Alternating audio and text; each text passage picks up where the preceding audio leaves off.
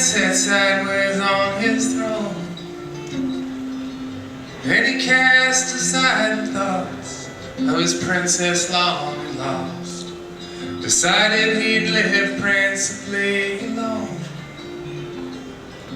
So he built himself a castle made of stumbling blocks and bricks, and he filled the moat with crocodile tears and other tricks. But he forgot to build the doorway,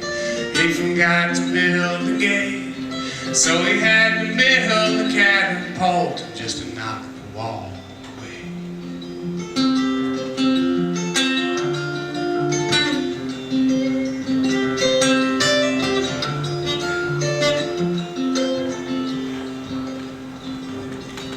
And he'd venture out at night, being jeweled and erudite, and he'd ride from town to town and farm to farm, and he'd laugh at all the sheep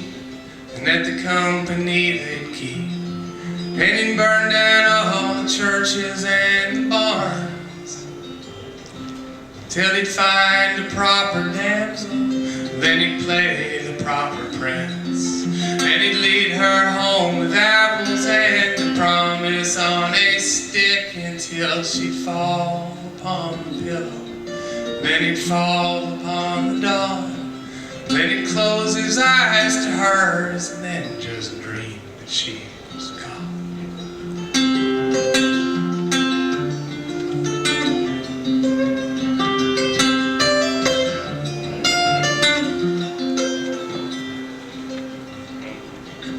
And he swore upon the crown that he'd melt desire down, and he boarded up his windows and his eyes, but he still could hear the sound of the rain upon the ground, and he still could feel his face against the sky.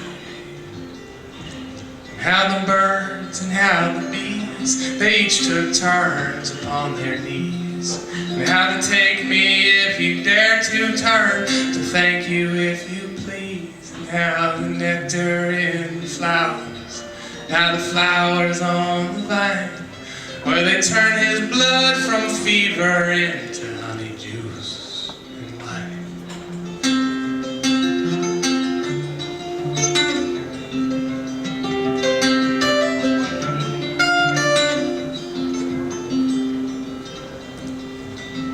And he knew that it was true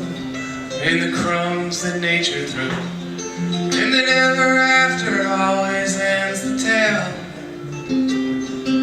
And that somewhere in disguise there was a girl with lantern eyes, who could fill the darkest shadows with detail. So he built another tower